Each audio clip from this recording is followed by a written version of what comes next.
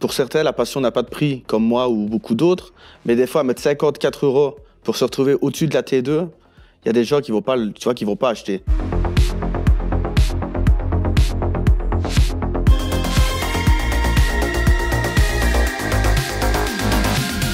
Salut tout le monde, vous regardez Le Noyau Dur, votre émission 100% Diable Rouge, football belge, votre émission d'acharnés pour des passionnés, une émission radicale, vous avez commencé à avoir l'habitude. Et ce soir, bon, on est un peu entre nous, entre potes, avec nos hôtes du soir, et on va commencer par Muse de Belgian Touch. Salut Muse. Salut, ça va les gars?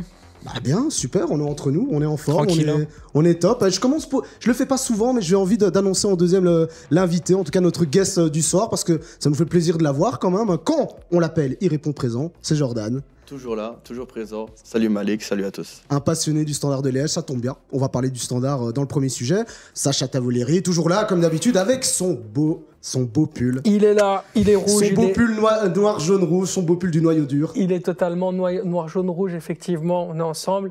Jordan qui tient aussi un super compte Twitter, Canal RSCL, il faut le dire, force à lui. Allez Merci suivre le compte, effectivement, l'actualité du Standard. Ça passe aussi par des médias Twitter Standard spécialisés. Et c'est donc Jordan qui en est le fier représentant. On est plusieurs dessus, je tiens quand même à le préciser. Donc du coup, ceux qui veulent suivre uniquement Jordan, il y a aussi son canal Jordan RSCL 7, pour ceux qui apprécient plus Jordan ou qui ont envie simplement d'avoir ses propres avis sur l'équipe liégeoise. Et on termine les présentations avec notre Jules national de joueurs belges. Salut Jules. Salut, moi on m'a dit il y avait Jordan, on parlait du Standard, je pouvais que venir. Hein. Ouais, et plus en forme la dernière fois. En tout cas, moins agressif que la dernière fois quand il disait bonjour. Là, la dernière fois, c'était les transports. Limite, je me suis dit. Il voulait se battre. Ça s'est bien passé les transports tranquilles, Bruxelles. Bah oui, là, ça va. Là, j'étais en luxe. Là. J'avais mon chauffeur privé et tout. Incroyable. Bon, les gars, donc, comme je disais, c'est plus ou moins une petite émission. Enfin, quoique je nous connais, on dit petite émission, mais on va sûrement taper dans l'heure avec 3 beaux sujets. On va commencer par le Standard, puis ensuite, on va quand même aborder le sujet. Ça fait longtemps qu'on voulait le faire, les playoffs. Hein. C'est cette question qui avait été posée par le compte V. Eders, je sais pas si je prononce correctement, mais voilà, il avait envie d'avoir notre avis sur les playoffs. Et puis on terminera effectivement par nos Diables Rouges et la Coupe d'Europe en 2024 avec les différents chapeaux. Même si au moment où on enregistre l'émission, forcément il y aura déjà eu les tirages, mais on va un peu tâter la température, tâter le terrain pour tous nos hôtes ici pour savoir quel est le meilleur groupe pour nos Belges. Vous l'avez compris, une belle émission du Noyau Dur, ça commence tout de suite avec le Standard de Liège. Le premier sujet du soir de cette belle émission de Noyau Dur, et je tiens à préciser aussi, on est en podcast, Spotify, Apple Podcast, si vous voulez nous suivre, si vous voulez nous écouter, voilà, on a plein de podcasts pour vous. Le Standard, messieurs, on doit quand même parler de ce club avec cette belle question. Comment expliquez-vous cette irrégularité dans les prestations? Bah oui, on sort d'une belle victoire face à Genk. Enfin, belle victoire. On verra si sur le plateau ici on est d'accord. Mais juste avant, il y a une énorme raclée, une énorme défaite, 6-0 à l'Antwerp. Bon, c'est un peu à l'image du Standard depuis 2 ans maintenant, Jordan. C'est, entre guillemets, des résultats de fou, souvent à domicile. Mais à l'extérieur, il y a Walou, parfois. Et ça a souvent été comme ça quand le Standard est un peu en phase de transition, avec des joueurs en prêt, avec des jeunes. Souvent, au Standard, ce que c'est ce que c'est. Donc, quand l'ambiance est là, les joueurs se transcendent. Ils le disent tous, même quand ils ne se sentent pas vraiment... quand ils ne se sentent pas habitués ou ils ne se sentent pas concernés par le club au début. Alzata, on a parlé au début en disant qu'il est arrivé au Standard au début comme club de transition. Ouais, un club de passage, et au final, il est revenu parce qu'il y avait vraiment un ancrage spécial au club. Donc, je pense que quand ils arrivent et qu'ils jouent à Sclesset, ils ont un volume en plus et ce qui leur fait gagner des matchs. Et à l'extérieur, c'est peut-être ce qu'ils ne retrouvent pas. Et c'est beaucoup plus compliqué à l'extérieur. Je pense que ça joue là-dessus. Comme j'ai dit, il y a aussi beaucoup de joueurs en prêt, des jeunes. Donc, l'irrégularité, elle vient de là. Mais comment on explique ça? Est-ce que c'est normal, Muse? C'est normal de se dire, bon, à domicile, ok, ils sont transcendés, il y a le public qui répond présent, mais à l'extérieur, on a l'impression que c'est plus du tout la même équipe qui affronte justement n'importe quelle équipe dans le championnat belge. Comment est-ce qu'on peut accepter ça en fait? Moi, je pense, je vais pas dire qu'on peut accepter ça, mais je pense que c'est compréhensible. Il y a certaines équipes, par exemple, comme le Standard, à l'extérieur, mentalement, ça répond pas présent. C'est pas la même chose comme à domicile. À domicile, ils se sentent bien, comme Jordan l'a dit. Le public les pousse. À l'extérieur, ils sont peut-être moins bien et peut-être faut qu'ils travaillent peut-être sur ces dernières années. Donc ça fait, je pense, 2 ou 3 ans que à l'extérieur ça va pas. Ah, tu veux peut-être dire que c'est dans le mental aussi. C'est dans le mental et ils sont irréguliers parce que ils n'arrivent pas justement à se dire que dans la tête, que ce soit à l'extérieur ou à domicile, faut qu'on joue pareil. Et je pense que c'est vraiment ça le gros problème. Parce que pourtant, Jules, voilà, on est là ici pour clairement. Je vois que Sacha est pas forcément d'accord, mais je te donne la parole juste après, Sacha. Mais je voulais entendre Jules parce que forcément, tu suis de très très près aussi l'équipe liégeoise, c'est un peu comme Jordan. Bon, pour le dire aussi, moi, je suis cette équipe de par ma profession. Il y a du talent dans cette équipe. On peut pas dire que c'est un manque de talent quand on voit ces résultats-là. Ça peut gagner contre des grosses équipes à domicile, mais à l'extérieur, ben voilà, ils font des faux pas. Mais quand on revoit le dernier 11 aligné, ben il y a clairement des bons joueurs là-dedans. Ouais, c'est sûr qu'il y a des bons joueurs, mais moi, ce que vous parlez beaucoup de mental, moi, je voudrais revenir sur le mental de l'adversaire quand il vient à Sclessin. Parce que je pense que Sclessin, il faut le vivre en tant que spectateur, déjà, c'est exceptionnel, mais le vivre en tant que joueur, je pense que ça doit être vraiment, vraiment, vraiment quelque chose. Et comme Lucas Stassin le disait la dernière fois, pendant qu'il s'échauffait, les supporters, ils étaient là, il l'intimidait, et qu'après, quand tu montes sur le terrain, que tu viens de te faire insulter pendant 30 minutes par les supporters, mais vas-y, tu rates ton premier contrôle, après, tu fais quoi du match? Ouais, mais Jules, t'es pas bien. Excuse-moi, mais du coup, une saison, ça se joue pas uniquement à domicile. Ah non, moi je dis pas que les joueurs ont raison, mais je dis juste que à l'extérieur, les joueurs adverses, ils ont pas ce côté-là où justement nos supporters les intimident. Tu veux dire qu'il n'y a pas autant de passion? Il n'y a pas autant de passion qu'à Sclessin où on sent vraiment que les supporters amènent vraiment quelque chose, un plus. Non, parce que pour moi, la passion, elle va impacter nos joueurs à nous. Alors que moi, là, je parle vraiment de l'impact sur les joueurs adverses. C'est vraiment là, je pense. Sacha, tu voulais... Oui, je voulais poser une question à Jules. De quel Sclessin parles-tu? Du Sclessin de Standard Anderlecht ou effectivement celui de Standard Malines? Mais celui de Standard Malines, c'est intéressant ça aussi, parce que même, effectivement, Sacha vient de le dire très justement, même dans certains petits matchs à Sclessin, on a l'impression que c'est pas la même chose. On n'a pas la même motivation, quoi. Il y avait aussi, alors je fais juste une petite réflexion par rapport à ça, des supporters qui se plaignaient du fait que le match pour les 125 ans du club n'était toujours pas sold out au moment, je crois que c'était le jour même du match. Et ça, est-ce que tu le comprends, ça, Sacha? C'est les 125 ans d'un club et que ça soit pas sold out. Moi, je m'interroge sur qui sont aujourd'hui et qu'est-ce que veulent vraiment les supporters du Standard. Est-ce que les supporters du Standard s'attachent davantage aux résultats? Alors, s'ils sont directement, en fait, si tu veux, je dirais, centrés sur la dynamique du résultat, il va y avoir de très, très grosses difficultés parce que le Standard n'est pas prêt de se rapprocher du trio des 6 premiers et on y reviendra après par la suite sur les détails. Mais s'ils sont, je dirais, plutôt complètement attachés à cette dynamique de l'idée de se rejoindre ensemble, etc., de passer un bon moment, être abonné, c'est bien, être abonné, ne pas venir, ça pose aussi des questions. Qu'est-ce que ça veut dire? Est-ce que c'est un club qui, on garde la fidélité parce qu'on aime le Standard, parce qu'on l'aimera toujours et parce que c'est un club comme ça dont on a besoin pour vivre, hein, parce que c'est comme ça que les supporters du Standard se ressentent vraiment. En tout cas, la plupart de ceux que je connais. Mais on va vers quoi, en fait? C'est vraiment ça ma question, en fait. Pourtant, Jordan, après je vais donner la parole à Jules, poursuivre le club de très près. C'est vrai qu'il y avait cette crainte de racheter par un investisseur étranger. Donc du coup, qu'est-ce que ça va devenir? D'ailleurs, je me souviens que quand on s'était rencontrés, tu te posais la question. Après... dans l'organigramme, t'as quand même des gens bien impliqués au niveau du Standard de Liège qui ont cet ancrage liégeois, donc du coup, dans les postes importants, donc je pense pas que c'est forcément ça. Non, mais moi, je suis venu avec des amis qui venaient de France, du coup, j'ai un peu vu les prix des places. Ça joue aussi. Pour certains, la passion n'a pas de prix, comme moi ou beaucoup d'autres, mais des fois, mettre 54 € pour se retrouver au-dessus de la T2, il y a des gens qui vont pas, qui vont pas acheter.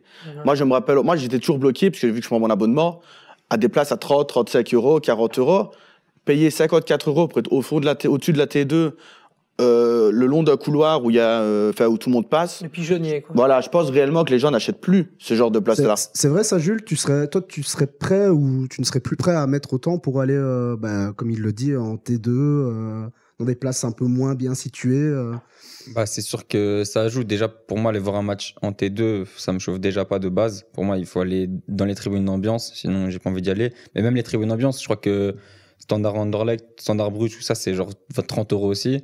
Et sold out tout le temps, il n'y a pas de place. Tous les abonnements sont pris là. Mais Standard Bruges, j'avais une place en T4. Mais même là, pour quelqu'un qui vient pas de Liège, ça reste hyper cher parce qu'il y a le trajet jusque là-bas. Puis tu vas manger là-bas, tu vas boire là-bas. Il y a puis les places, puis les prix à un moment. D'accord, on a parlé de ces places, le prix, etc. Bon, il faut quand même revenir un peu à l'essentiel, les prestations. Comment expliquer, encore une fois? Muse avait quand même donné un petit argument qui était peut-être le mental. Que depuis 2 ans, il n'y arrive pas, Sacha, à l'extérieur à performer. Est-ce que ça peut encore jouer dans la tête de se dire, aïe, aïe, aïe, on va être reparti pour un match galère. Enfin, je veux dire, Musa a raison quand il parle de ça. Je veux dire, aujourd'hui, les résultats du Standard, et c'est pas du tout la même équipe qui joue, que ce soit sous Ronny Deila ou Karl Hufkens, on n'a pas le même dynamisme. Je pense que ces joueurs ont besoin d'entrain, ont besoin de l'énergie d'un stade pour être meilleurs. À chaque fois, leurs performances sont décuplées par l'énergie du stade. C'est vraiment ce qui les caractérise en fait. Ils sont comme ça. Maintenant, est-ce que on peut pas passer à autre chose et avoir un développement? L'idée, c'était que Ronny Deila puisse corriger ça avec le temps, dans un contrat de 3 ans, etc. On sait ce qu'il en a forcément coûté et son départ du côté du club de Bruges. Karl Hufkens, aujourd'hui, est complètement dans une autre dynamique. On parle d'un entraîneur qui est déjà lui-même à la recherche d'une propre carrière en tant qu'entraîneur, qui doit se refaire la cerise, qui n'avait pas choisi l'entraîneur adjoint qu'on lui avait donné avec un très fort nom pour pouvoir l'appuyer, qui n'a pas choisi non plus Bernd Theiss et John Champ. Donc voilà, aujourd'hui, quelle est la position de cet entraîneur? Comment doit-il mettre en place, je dirais, son idée, etc. Est-ce qu'il doit se projeter sur le futur? Est-ce qu'il peut? Moi, je pense qu'il devrait se projeter sur le futur et il se projette actuellement sur le futur, c'est un fait. Non seulement parce que sa clause de départ est extrêmement chère et je pense que le Standard ne saura pas la payer. Et donc, forcément, ça va être compliqué de virer Karl Hufkens un petit peu dans le même registre de ce qui s'est passé avec Ronny Deila. Et puis ensuite, parce que il se conçoit complètement comme entraîneur dans les prochaines années. Voilà. Maintenant, est-ce que dans l'idée, le Standard a besoin de ce déclic? Non. Moi, je pense que le Standard a besoin d'un fond de jeu clair et précis, d'une identité de football et surtout, à chaque ligne, ils ont besoin d'avoir des leaders qui se construisent. Je suis pas en train de dire que le Standard n'a pas de leader. Je pense qu'il y a des gens qui ont des identités qui peuvent devenir des vrais leaders. Je parle pas d'Arnaud Bodard, hein. Je parle d'Ngoy. Je parle de Noubi, on va y venir, mais je parle de joueurs dans l'identité du milieu de terrain qui peuvent devenir vraiment très importants comme un Kawabe. Je parle de mecs, en fait, qui à un moment donné sont plus que des joueurs de football qui techniquement, tactiquement et je dirais dans l'esprit collectif sont plus importants. Je parle de mecs un petit peu comme on en avait à l'époque en 2005, avec des Sapinto, avec des Rapaic, avec des Conceição. On a besoin de ça. Le Standard de cette époque ressemble à ça. À l'époque du Standard champion aussi, hein, pour un peu plus récemment. Ouais, mais c'était plus jeune. Ce Standard-là était un Standard bling-bling, top star au-dessus. Oui, mais il y avait revenir au fort même de l'identité. Il y avait des leaders. Ali Lukunku pourrait être expliqué 1000 fois l'altercation entre Jovanovic et je sais plus quel autre joueur. Mais c'est Conceição. Mais donc on était en 2007-2008. Avant le titre. Avant le titre. Jovanovic était là pour le titre aussi, mais des mecs comme ça. Tu parles de l'embrouille avec Mbokani où il achetait ses gants sur le terrain. Non, je crois que c'était il y a une fois quand c'était à Bruges. Et Jovanovic, mais je veux dire, là, on est d'accord, hein, je pense que tu as raison. Je pense que ce que dit Sacha, c'est vrai qu'il y a le potentiel peut-être pour avoir des leaders ou même des mecs qui en imposent dans le vestiaire. Mais encore une fois, il faut du temps. Est-ce que cette direction, et surtout, c'est pas vraiment cette direction, parce que la direction, elle fait ce qu'elle peut, elle fait pas vraiment ce qu'elle veut, mais surtout les investisseurs vont donner ce temps nécessaire pour pouvoir progresser et permettre à l'équipe de progresser. Moi, je n'en suis pas sûr. Honnêtement, parce que je pense que les investisseurs ont ouvert, je dirais, la boîte de Pandore avec une possibilité de voir retrouver leur investissement sur les prochaines années. Donc, je sais, c'est là en fait que ça m'inquiète le plus, c'est est-ce qu'on va enfin donner à ce club la respiration et le temps nécessaire pour se reconstruire? Est-ce qu'on n'est pas, à un moment donné, tombé dans, je dirais, les travers du football moderne, où il faut que ça aille vite, il faut que ça vende vite, il faut récupérer des recettes et à un moment donné, on profite de tout ce qui est le Standard. Attention à ne pas trop... Ça, c'est vraiment un truc que je voulais dire. Attention à ne pas tirer. On parlait tout à l'heure des places sur ce qu'on appelle la poule aux œufs d'or. Attention à ne pas tirer là-dessus. Les supporters et surtout les Américains le savaient en rachetant le Standard. C'est des gens qui achètent. Les supporters du Standard, c'est des gens qui sont fidèles et c'est des gens qui vont consommer. Ils le savent et ils savent les rentrées, c'est minimum 500 000 € par match à domicile. C'est énorme. 500 000 € par match à domicile. Il n'y a pas beaucoup de clubs en Belgique qui font une rentrée pareille en termes de recettes. Attention à ne pas tirer ça, parce qu'à un moment donné, le consommateur, et en l'occurrence ici le supporter, pourrait retourner complètement son idée, et là ça devrait encore plus problème, enfin ça poserait encore plus de problèmes, parce que vraiment fondamentalement c'est un souci. Aujourd'hui le Standard n'a plus que ça comme véritable revenu, recette financière, il n'arrive pas à vendre et il n'y a pas de Coupe d'Europe. Revenons un peu sur l'équipe, mais oui vas-y. Si je peux juste, mais il a pas tort, juste pour appuyer son propos, quand on voit cette année, il y a eu les animations ici au 125 ans, on nous promet un tifo, le tifo va arriver plus tard dans la saison, il y a une écharpe pour les 125 ans, le maillot, ils sortent le deuxième maillot plus tard aussi. Le troisième, ils le sortent encore plus tard dans l'année. C'est vraiment tout est fait. Mais quoi, ça veut dire quoi pour toi, ça? Ils tirent sur la corde. Enfin, on sait qu'on... je suis le premier pigeon, hein. Donc il n'y a pas de souci, mais on le sait qu'on va acheter. On le sait. Le beau coffret 125 ans avec une belle écharpe à l'intérieur. Ah, ça peut faire un beau cadeau de Noël. Genk, il va avoir des animations, on va venir. Ah, Charleroi, peut-être avoir un tifo, on va venir. Ah, il y a ce match-là, on va venir. Ah, Anderlecht, on va venir là. Bon, ceci dit, Ils sont capables de faire un tifo pour je trouvais ça pas mal ce qui s'est passé pour les 125 ans. Je suis d'accord, mais l'animation. fait tout d'un coup. Pour moi, c'est avec DJ, ça n'a rien à faire là. C'est tout. C'est mon avis, c'est comme ça. Bon, après, moi, personnellement, je trouvais que pour le show, vu que finalement, le football aussi, ça peut être un show. Mais après, c'est un fan de la musique électronique, c'est-à-dire qu'il y a cette dynamique culturelle qui t'envahit, qui fait en sorte que toi, tu prends du plaisir à écouter ça. Mais est-ce qu'un supporter lambda. Un jeu de lumière, pendant une demi-heure, je m'en fous. Le DJ set de DJ Flash 15 minutes avant le match, il est top parce qu'il met la patate. Mais est-ce que tu as besoin d'avoir 1h30 ? Est-ce que tu as besoin d'être dans une boîte de nuit ? Est-ce que c'est l'identité du standard d'avoir effectivement, de toute façon, un stade n'est pas fait pour avoir la bonne sonorité ou la bonne sonorisation pour la musique. Mais ce que je veux dire, c'est que ça, voilà, on part aussi dans un monde où aujourd'hui le spectacle va faire partie intégrante de tout ce qui est les événements sportifs. Donc du coup, ça fait partie un peu de ce côté mondialisation, etc. Donc ça fait partie du truc. Je ne suis pas persuadé que les supporters du Standard étaient dans l'idée de penser que c'était ce que tu pensais que. Ah non, mais dans la logique. Regarde, quand tu écoutes Jordan, tu vois qu'on est plus sur des supporters qui disent mais attendez, nous on met déjà l'ambiance, on a une fois toutes les 2 semaines un public extraordinaire. Mais pour moi même vous savez bien que c'était juste pour les 125 ans, mais même ça toutes les semaines. On va même aller sur Twitter et tout ça, toutes les réactions. Oui, je pense bien, mais pour le côté des 125 ans, je crois que ça s'est fait une fois, c'était pour les 125 ans, c'était obligé de faire un truc. Toutes les 2 semaines maintenant, t'as un DJ, t'as des pom-pom girls, t'as ceci, t'as cela, c'est très américanisé. En fait, le problème, c'est que laisse-nous vivre, laisse-nous mais alors là, exprimer. Vous touchez un problème qui est bien plus profond. Mais je suis d'accord, mais tu laisses les supporters pendant 25-30 minutes avant le match chanter,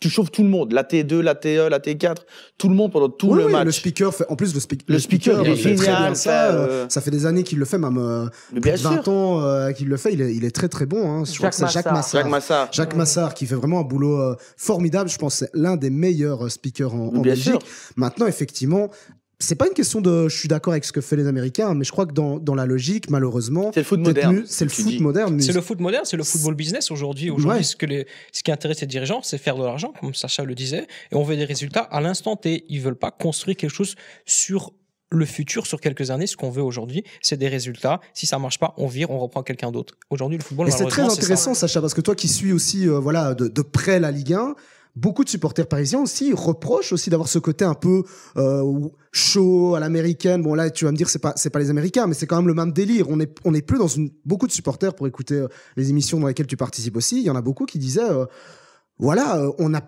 a plus cet esprit un peu de parisien qu'il y avait à l'époque. Là, c'est très devenu très grand public. Après, il y a encore une dynamique différente parce qu'aujourd'hui, le Paris Saint-Germain est tout simplement en termes de revenus générés, on parle de bénéfices, donc pas de chiffre d'affaires, estimé à plus de 800 millions d'euros. 800 millions d'euros. Aujourd'hui, le PSG ne s'appartient plus en tant que club parisien, mais c'est devenu Disneyland. Clairement, c'est devenu l'attraction touristique de Paris, qui est considérée comme le New York d'Europe, à venir pour des gens qui n'ont rien à faire du football. Mais prenons le cas belge. C'est pas le cas au Standard en Belgique.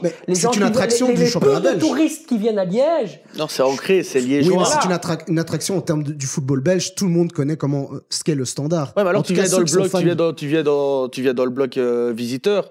Enfin, moi, oui, d'accord, j'ai déjà eu des potes qui sont venus parce que c'est vrai qu'il y a beaucoup de gens qui adorent faire beaucoup de stades, qui viennent au Standard. Il y a des vidéos sur YouTube de tous les côtés, des gens qui viennent, qui parlent de leur vécu, etc. Donc c'est vraiment quelque chose, comme tu dis, dans le monde du foot, c'est vrai que c'est un monument belge.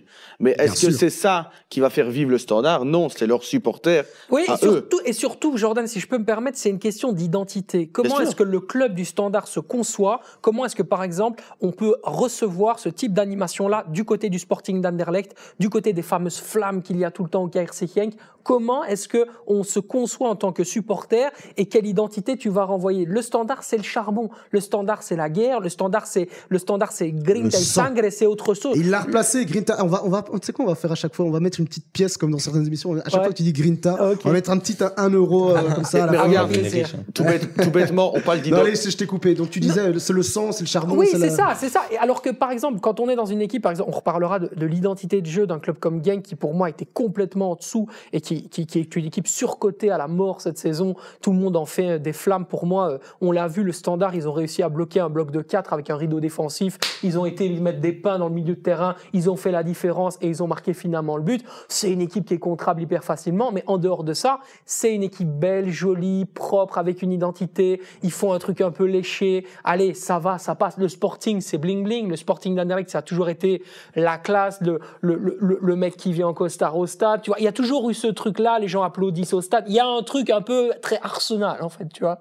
Dans l'identité, c'est différent que le Standard. Les gens au Standard, c'est leur vie, tu vois. Il y a un truc de je ne peux pas vivre si j'ai pas ce bout de Standard en moi cette semaine. Il y en a tu qui vois. prennent C'est dur. Mais c'est des clubs de cœur, pour en aller, fait. C'est vraiment ça. Ouais, il y en a Ils vivent qui- pour le Standard. Ouais, il y en a qui ne vont pas en vacances simplement pour aller faire ces matchs. S'abonner, c'est comme au les mecs Standard. qui vont à Fulham, à Crystal Palace. Mais à- oui. Et c'est Mais c'est des la clubs caillasse. populaires, qui c'est vivent pour populaire. ça, et C'est un club grâce à très ce populaire. genre. Je voudrais redonner la parole à Jules par rapport à ce qu'avait dit Sacha, c'était intéressant pour revenir un peu sur l'équipe quand même, parce que c'est vrai qu'on a bien compris qu'il y a quelque chose de très ancré qui va voir. Après, il faudrait préparer. écouter Mus parce qu'il était en train de parler. Tu l'as coupé, mais il Ouais, était en tu m'as train de coupé, parler. mais c'est pas grave. Mais c'est parce que depuis un petit temps, on n'a plus entendu Jules, et d'ailleurs, j'ai pas envie qu'il s'endorme, hein, parce qu'il a fait la route, j'ai pas envie qu'il s'endorme. Vas-y. Je suis fatigué.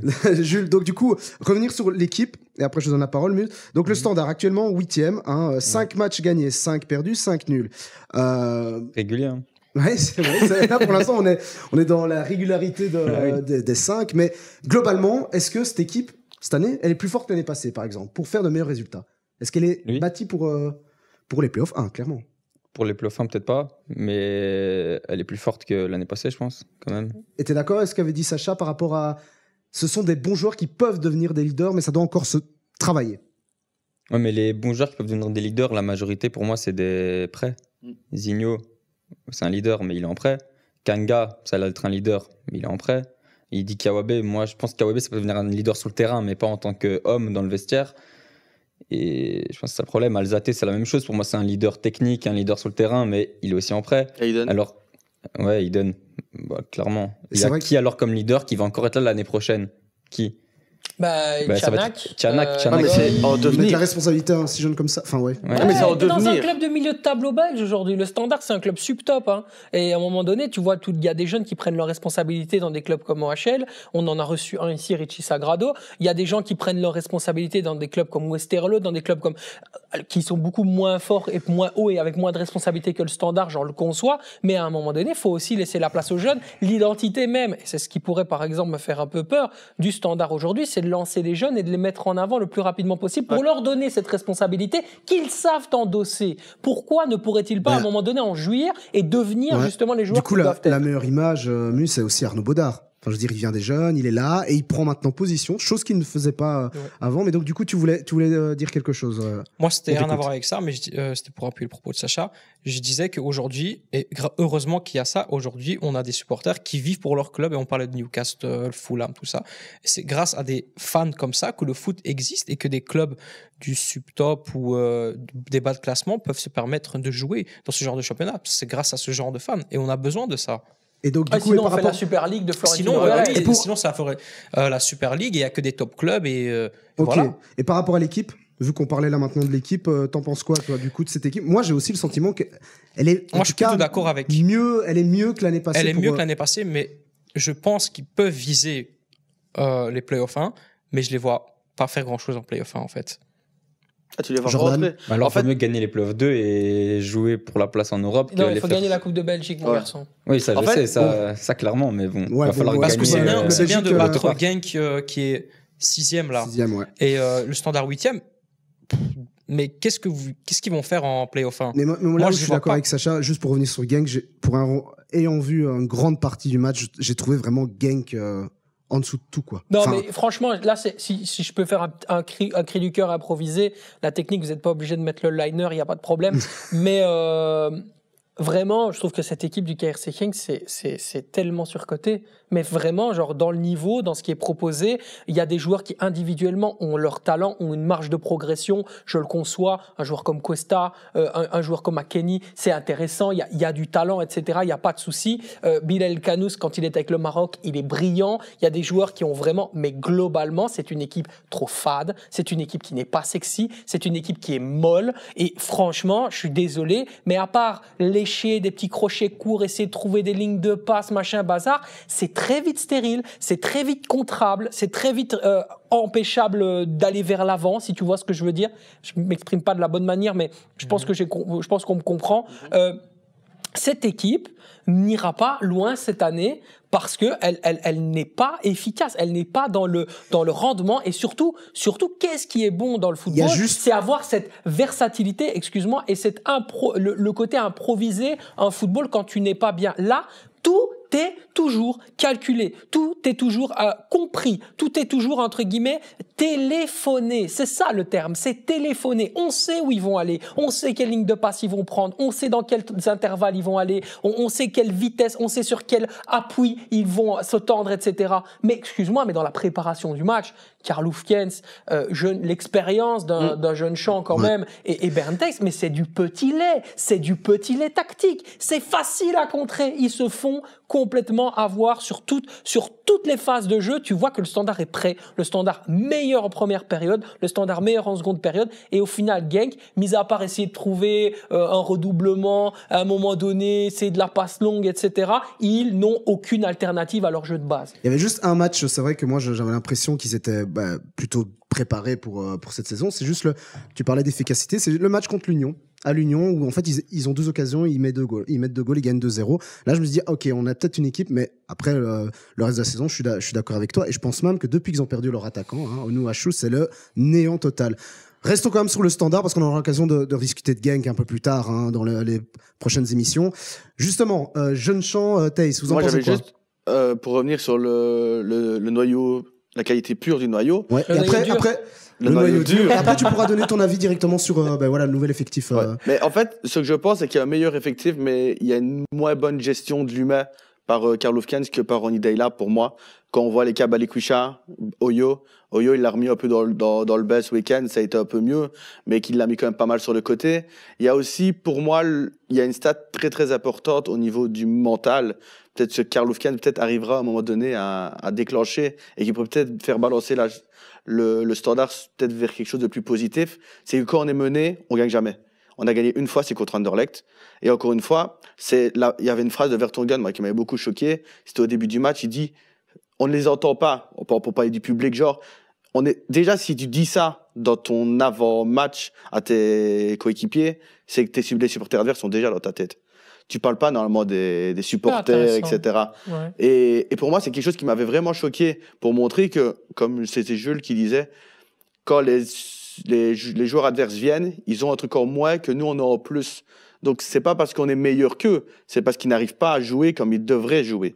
Pourtant, je vais te dire un truc, pour avoir discuté avec pas mal de joueurs du Standard récemment, Kanga, Chanak, Nathan, c'est quand même des trucs où ils ont l'honnêteté de dire que le public, ils savent qu'ils mettent de l'ambiance, mais quand ils sont dans le match, ils les entendent pas. Mais bien sûr, donc, mais quand tu as forcément non plus ça à 100% mou, qui fait qu'ils pressent. Je crois qu'il y a aussi une grande part de motivation de leur côté. Malheureusement, contre des grandes équipes, en disant chez nous, on les tape. Mais peut-être c'est ce qui déclenche. Voilà.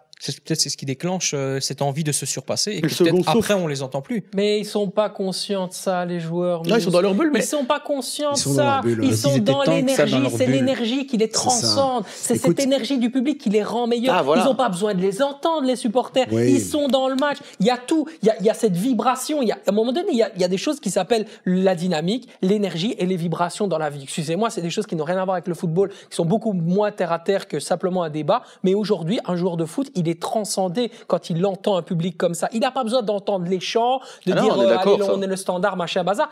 Il est dedans, tu vois, il le vit ce moment. C'est Kanga qui l'expliquait, à la mi-temps, ils perdent 2-0 contre Anderlecht. Nous, il nous l'a dit, il disait mais on va revenir. Parce que là, on est chaud, on est bien. Ok, on a pris 2 goals, mais là, il va se passer un truc. Et c'est pas forcément le public par après dans l'énergie qui a fait ok, on va faire quelque chose. C'est que déjà depuis la mi-temps, il va se passer un truc, on va le faire. Et donc, ça j'en avais. Tu disais, Jules? Mais c'est la question du débat, Jules, hein, justement, très bonne question, c'est comment ça se fait que, effectivement, cette manière de penser, c'est vrai, il a raison, Jules, à domicile, ils l'ont, se dire de qu'importe ce qui va se passer, on peut le faire, qu'importe.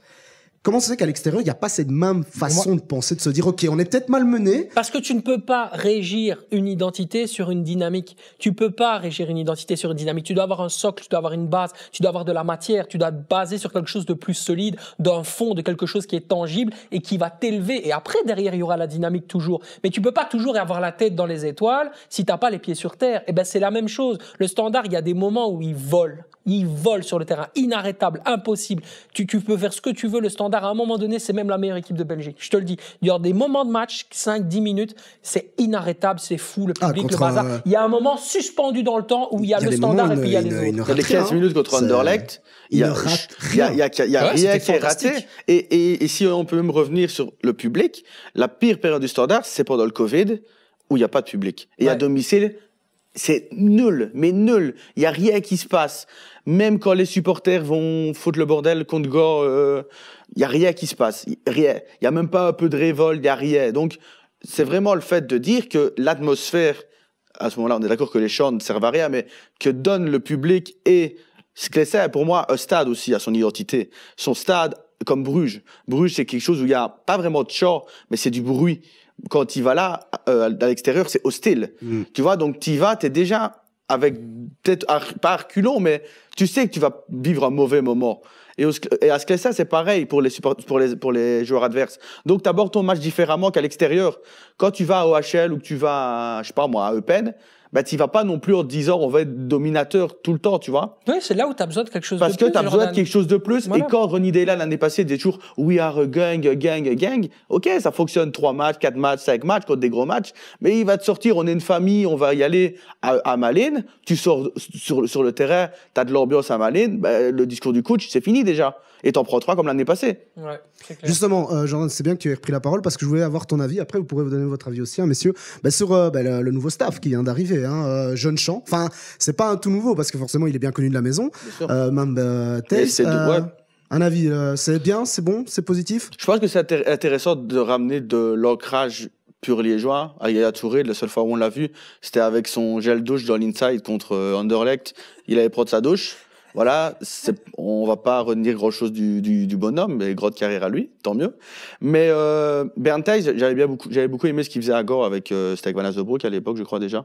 Et John Shaw, il avait été... je pense que pour la gestion de l'humain, ça va peut-être enlever quelque chose à Hofkens, qui va peut-être pouvoir plus se concentrer sur le sport. En tout cas, John Shaw, même quand il était à Serein, la manière dont il analysait les choses... Au Standard, en 2016, je crois, quand c'est Ferreira qui part, et c'est John Shaw qui reprend les playoffs, je crois. C'est l'année où il lance Deum en pro, à 15 ou 16 ans. Jérôme Deum, ouais. Jérôme qui est aujourd'hui Deum, joueur de l'AS Open maintenant. Ouais.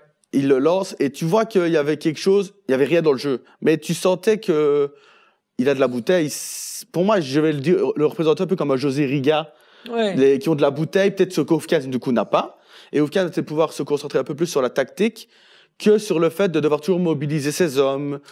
Il y a aussi une phase qui m'a remarqué, parce que j'ai re-regardé le match en rentrant chez moi, Côte Gang.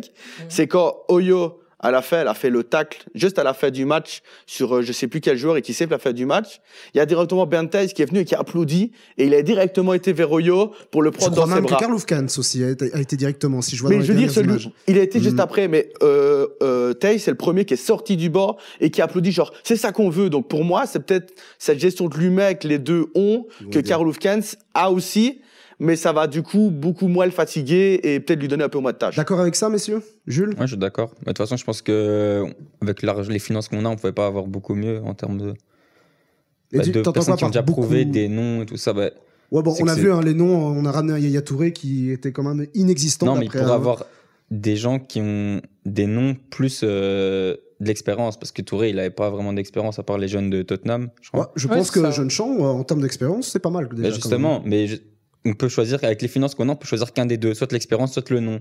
Donc c'est bien le choix qu'ils ont fait, parce qu'on n'aurait pas pu aller chercher les deux, c'est ça que je voulais dire. Mais aussi d'accord. Je pense que je suis d'accord avec ce qu'il dit. Yaya Touré, moi j'ai pas compris pourquoi il est venu. Je pense que c'était juste pour vendre et c'était pour l'image, la com, voilà. Et se sont rendu compte, et je pense que c'est mieux comme ça.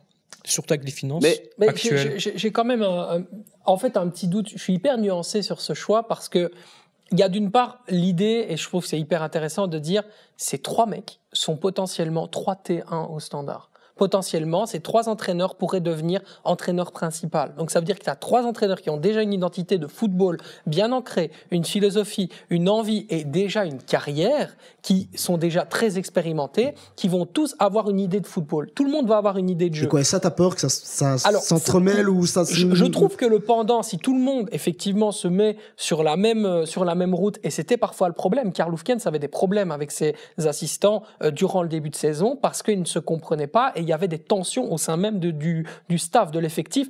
Et le fait d'avoir un nouveau staff expérimenté peut permettre aussi d'avoir une certaine cohésion à ce niveau-là. On sait que Karl Hufkens, c'est une info que je peux donner, il est hyper curieux de la mentalité liégeoise, il adore Liège, il vit à Liège, au centre-ville, il est complètement dedans. Ouais, c'est pas un mec passionné. qui va vivre au Limbourg, etc. Non, il adore Liège, il côtoie les Liégeois, il va manger à Liège, il vit Liège. Et c'est ça que le côté jeune champ l'intéressait énormément. C'est vraiment une dynamique qu'il a complètement validée, même si, bien sûr, le choix a été fait par la direction. On le rappelle, c'était pas un choix inhérent à Karl Hufkens. Maintenant, comment est-ce que, dans cette identité-là, comment est-ce qu'on va construire ? Tu vois, avec 3 identités bien fermes. Faut parler de Bernd Theiss en bien, déjà de 1, mais quand il a quitté la Gantoise, c'est parce qu'à un moment donné, il devenait un peu plus fort que le calife, quoi. Calife au-dessus du calife, quoi. Tu vois ce que je veux dire? Parce que il devenait un petit peu le pendant d'un Van Azebroek qui voulait régner en patron, etc. Et que lui sentait qu'à un moment donné, grande légende de la Gantoise qu'il pouvait être, il devait s'écarter parce que Hein voulait continuer à contrôler tout. Et vous voyez qu'à chaque fois qu'il y a un entraîneur adjoint, il est très très loin de la stature que peut avoir un Van Azebroek. Il est arrivé, il a fait sa petite carrière en coach principal et maintenant il revient comme entraîneur adjoint. Qu'est-ce qu'on fait avec ces 3 profils différents, comment est-ce qu'on les met ensemble? Ça, c'est vraiment pour moi une question qui est hyper intéressante parce que j'ai pas encore trouvé la clé et surtout la clé de contact entre 3 footballs qui sont fondamentalement différents. Jeune Champ, c'est un football à l'ancienne, de très défensif et on peut le voir hein, tout de suite hein, tactiquement les idées de Jeune Champ sont déjà dans la tête de Karl Hufkens. Quant à le double rideau défensif, comment est-ce qu'on contre, comment est-ce qu'on n'encaisse pas de but, ça c'est vraiment du Jeune Champ quoi. Jeune Champ c'est la maîtrise de tout. Jeune Champ on peut le critiquer tant qu'on veut. Entraîneur du Cercle de Bruges, il a fait des résultats. Entraîneur du RFC Serein, il a fait des résultats et des très très bons résultats. C'est un des seuls, d'ailleurs, avec une équipe de plouc. Excusez-moi, le RFC Serein, c'était vraiment une équipe de plouc à l'époque. Toujours à l'heure actuelle. Oui, toujours à l'heure actuelle, mais sans Jeune Champ, qui a été gagné au Standard. Hein. Bien sûr. Ils ont été gagnés 2-0. Et chez eux. Et ils ont fait un but partout, je pense, là-bas. Chez eux, non, ouais, c'était match nul. Un but partout, okay. Et ils ont été gagnés 2-0 au Standard avec une tactique mise en place, etc. Ça, c'est des choses que Karl Hufkens n'a pas. Par contre, Karl Hufkens, ce qu'il a, c'est il sait rentrer dans la tête de ses joueurs pour les galvaniser. Bernd Theiss a un côté un peu plus technique que n'a pas Karl Hufkens. Donc les 3, expérience, l'art de la défense, le côté technique data et Karl Hufkens qui est plus pour rentrer dans la tête de ses joueurs, management, vraiment people management, c'est ce qu'ils appellent, ils appellent ça en anglais. Ces 3 ensemble vont très très bien s'allier et je pense que ça va vraiment être un atout pour permettre au Standard de ne pas sombrer dans les moments difficiles. On verra en tout cas ce qui va se passer avec ce trio parce qu'effectivement Jordan, Jules et Muse et même Sacha, le calendrier du Standard quand même, ça va peut-être un peu fausser les idées aussi de se dire voilà est-ce que ce trio fonctionne quand on sait l'agenda de dingue encore maintenant, hein, aller 2 fois à Anderlecht, aller à Bruges ici prochainement. Bon, il va falloir s'en sortir de tout ça. Hein. On va dire. Ça ira. Vas-y. Tant qu'Anoubi, ça ira. Les 2 propagandistes. Bah oui, il faut parler de Nubie, les gars. Ça sera la dernière intervention, malheureusement, parce qu'il faut avancer. On a encore 2 beaux sujets. Mais du coup, globalement, on parlait de bons joueurs. Quel est forcément le joueur qui vous fait frémir, entre guillemets, là, maintenant moi, je dirais personnellement, moi, j'aime beaucoup Kawabe. Maintenant... Si vous voulez parler de Nubie, allez-y. Allez, faites-vous plaisir, les gars. Nubie. Mais non, mais c'est pas très compliqué. Lucas Nubie, c'est un joueur qui, pour moi, n'a déjà plus rien à faire au SL16 parce que c'est un joueur qui est un peu en avance sur ceux qui sont derrière. Désolé, mais on a acheté Obi Otekit. Le garçon, il veut pas de rond.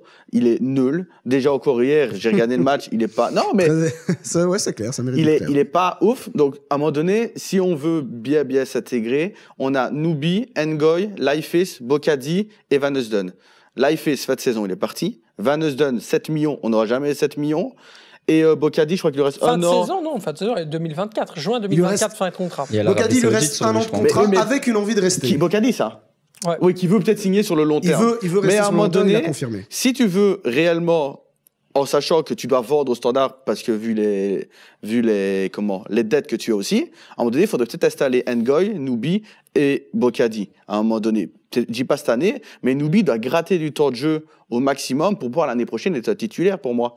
Parce que effectivement, peut-être que Lifeface, excuse-moi, mais Lifeface hier, samedi, a beaucoup aidé les deux et les a beaucoup couvé derrière et a beaucoup parlé parce que je pense que c'est un de ses meilleurs matchs en étant en centrale derrière.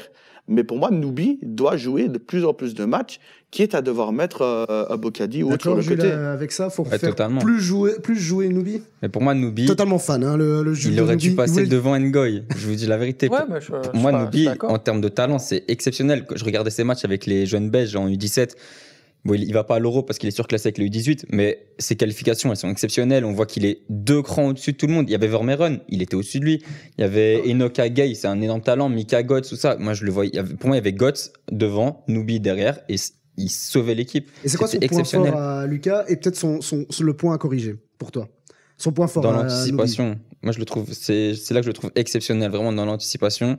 Et son point faible, ben, c'est vraiment ses matchs au SL16. C'est-à-dire en que c'est fait. sa lecture de jeu qui Ouais, sa t'impressionne. lecture, ouais, vraiment. La vista, quoi. Mais il est Ouais, fougueux. la simplicité, tout. Oui, j'ai l'impression que C'est un jeune, donc effectivement, quand il va faire 2-3, il va bien lire le jeu 2-3 fois. Il l'a fait 2-3 fois contre Genk. Il remonte un peu balle au pied et il veut aller.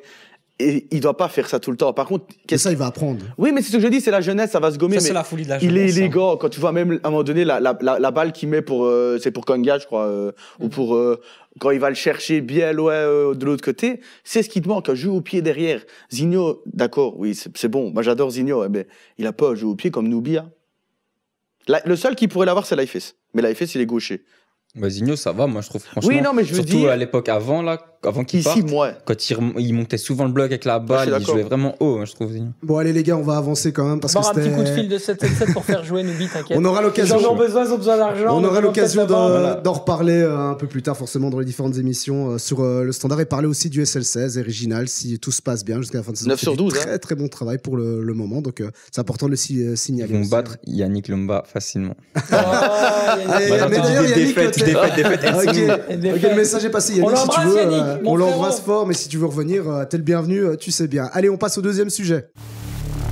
Et non, vous ne regardez pas Standard le Talk, vous regardez bien le noyau dur, parce que oui, là, je crois que c'est la première fois depuis qu'on fait cette émission qu'on a autant débordé sur un sujet. Pour Mais le bon, premier sujet. c'est un sujet passionnant. Le Premier Soir de sujet, Lèche. fin de l'émission. Merci, bonsoir, au revoir. C'est clair. Mais bon, c'était important quand même, parce qu'on l'a pas encore fait dans ces émissions de bien développer voilà, le sujet Standard. Bon, on aura l'occasion d'en rediscuter, comme je le dis. Et n'hésitez pas d'ailleurs à nous laisser des messages, des commentaires. On est présent sur toutes les plateformes et sur tous les réseaux sociaux. Bon, le deuxième sujet, messieurs, les playoffs. Bon. C'était un sujet, une question qui avait été posée sur les réseaux sociaux. On voulait avoir votre avis. Alors, je recontextualise. Hein. C'est une compétition, dites-moi si je me trompe, qui existe depuis 2010. Hein. J'ai un peu fouillé.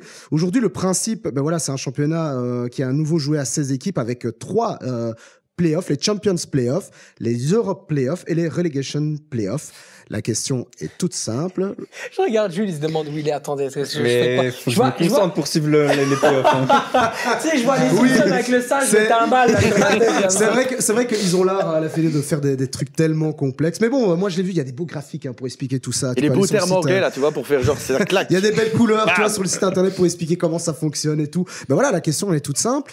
Selon vous, et c'était une question qui était posée d'ailleurs par ce jeune internaute Eders, je sais même pas s'il est jeune, mais bon, bref. Internaute, mais quel mot Internaute. boomer, quoi, Ouais, ben sérieusement. écoute, Tweetos. j'ai Ce 30 jeune j'ai 38 ans. Tweetos, Ben oui, ce jeune Tweetos. Mais c'est Tu très bien, parles, ça, tu Tweetos. t'es tout le temps sur Twitter, toi. Il y a d'autres réseaux. Non, sur non, X, non, non, non, non, sur- non, Ah sur ouais, X. X, pardon, X. X, faut dire X maintenant. Ouais, ouais, Yes. mais moi je m'en fous, Elon Musk, je l'en.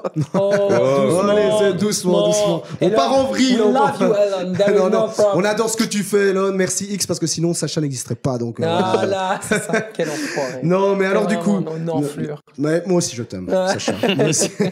Dans les playoffs, ont-ils fait évoluer le football belge? C'est la question. Une très bonne question d'ailleurs posée par notre Genre, j'ai plus envie de dire internaute, maintenant il m'a bloqué. Non, genre, bah voilà, cette personne qui a ce compte X, est-ce que c'est une bonne chose pour le football belge? Ouais, je sais plus comment prononcer. Quand on lui a dit ça, ça y est, on l'a bloqué sur internaute, c'est bon, on va plus. Allez, la question. Parce que c'est une question Pour moi, intéressante. oui. Vous en pensez quoi de ça? Moi, je pense que oui. Ça a Après, évolué? bon, je regardais pas le foot au moment où c'est sorti, je pense, parce que je suis quand même assez jeune. Mais enfin, avant, je veux dire. Mais je pense que oui, parce que avec ça, il y a une bien meilleure redistribution. Enfin, pour les grands clubs, donc pour performer en Europe, il y a une meilleure redistribution financière, je pense, que faire top 4 en saison classique avant ou faire top 4 maintenant en playoff.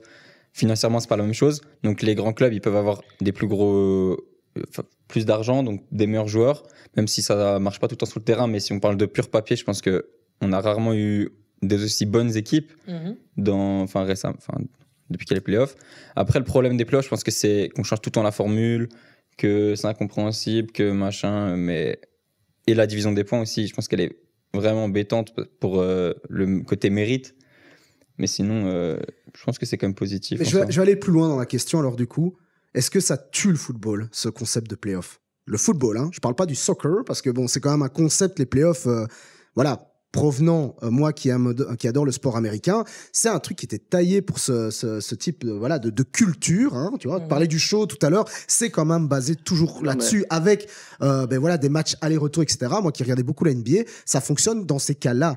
Là, le football qui est installé depuis des années, bon après c'est mon avis, hein, ça ne concerne que moi, mais mes premières impressions, c'est pourquoi on installe un truc qui n'est pas du tout adapté au football. Est-ce que tu es d'accord avec ça, Jordan? En fait, il y a plusieurs choses à mettre en place. Je pense que ça fonctionne dans des petits pays où ils sont 8, 12 dans le championnat. Je parle de... Il y a des championnats comme l'Écosse, je crois, où l'Autriche utilise ça, la Suisse utilise ça. Parce qu'ils sont moins déjà dans le championnat. Ils sont 12, ouais. Ils sont 12, donc déjà, ok, c'est plus intéressant. Moi, je pars du principe, ok, je suis d'accord avec Jules, financièrement, c'est intéressant, parce qu'il y a les droits de télé en plus. On redistribue, on renégocie les playoffs, mais c'est pas pour ça qu'il y a des meilleures équipes pour moi. Moi, je me rappelle quand il y a eu le Standard champion, il y avait Anderlecht. Enfin, le grand Anderlecht, c'était pas pendant les playoffs. Le grand Standard, ça n'a pas été pendant les playoffs. Et surtout, Jordan, je crois que l'un des plus beaux... c'était le test moment match. Où ils font le test match. Et d'ailleurs, si on parle d'argent, le test match a été renégocié et ça a été... C'était qui l'a eu? Je sais même plus. Et ça a été renégocié à prix deg. Je me demande si c'était pas vous. C'était vous, mais c'était Canal Plus Belgique à l'époque. Voilà, c'est ça. Effectivement. Mais ça a été négocié à prix deg. Il y a eu un match aller-retour. Il y a eu 2 très beaux matchs avec 2 très grosses équipes. Derrière, je me rappelle, je crois que ça avait 20 points de retard. Je crois que le Standard Anderlecht avait 77 points. Et les autres, on avait 58, je crois, mais c'était Genk 3e, je crois. Ou Bruges. Mais c'était déjà même un très beau Bruges.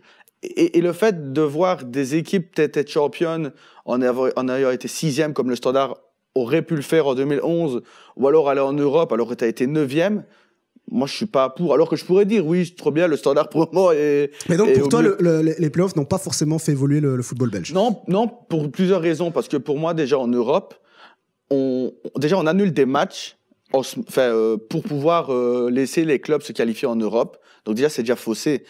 Et puis alors, du coup, quoi? C'est-à-dire Anderlecht, quand ils étaient en quart de finale, s'ils auraient été en play-off, ils auraient dû laisser l'Europe de côté à partir des demi-de-conférence, parce qu'il y a un match tous les 4 jours. Tu vois ce que je veux dire? C'est que, on parle souvent de, oui, on est meilleur en Europe maintenant. Oui, d'accord, mais c'est parce que pendant le championnat, tu peux te permettre de jouer avec le frais à main pour certaines équipes. Muse, ton avis là-dessus, revenir sur cette question, est-ce que les playoffs, c'est un concept qui peut marcher dans notre football? Dans notre football, non. En Belgique, non. Et moi, je pense que les playoffs... Moi, je suis pas du tout fan des playoffs. Hein. Moi, je vous le dis, je suis pas fan. Against Modern Football. Voilà, moi, je suis pas fan. Je sais même pas si c'est Against Modern Football. C'est exactement le calico prôné par la PHK, tribune 4 au Standard. À chaque fois, ils mettent Against Modern Football à tous les matchs à domicile. Pas la ref. Donc du coup, je reprends, moi, je suis pas du tout fan et je trouve que c'est très dur. Pour certaines équipes, moi je vais citer le cas de l'Union, mais il y a eu d'autres cas où toute la saison tu as performé, c'est bien, tu as 10-15 points d'avance. On arrive au play-off, tes points sont divisés en 2. Fin de saison, qui dit fin de saison dit une fatigue qui se rajoute. Certains joueurs se fatiguent, il y a des blessés, tout ça. Tu arrives au play-off, il suffit de 1 ou 2 mauvais matchs et tu peux dire au revoir au titre.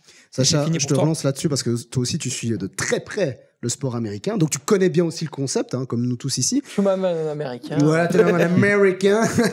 Mais du coup, non, mais regarde, par exemple, même allez, si on prend le cas de la NBA, les playoffs, c'est des matchs aller-retour, et puis tu as donc des quarts, des demi, et la finale, qui se joue en plusieurs matchs. Là, ici, c'est utiliser le terme playoff, mais on n'est même pas dans ça. On est dans des matchs aller-retour, mais il y a même pas, tu vois, c'est même pas si, c'est une mini compétition, mais il y a pas ce côté, voilà, différents rounds entre guillemets, tu vois.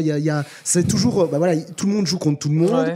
Alors que si on devait utiliser ce vrai principe de playoff, il devrait avoir un peu ça, non? Mais je pense que c'est un peu galvaudé. En fait, le terme playoff est utilisé pour populariser une nouvelle formule de championnat. Aujourd'hui, on utilise des termes qui doivent être brandés différemment pour pouvoir plaire, notamment aux diffuseurs, etc. On voit qu'il y a des diffuseurs qui changent énormément.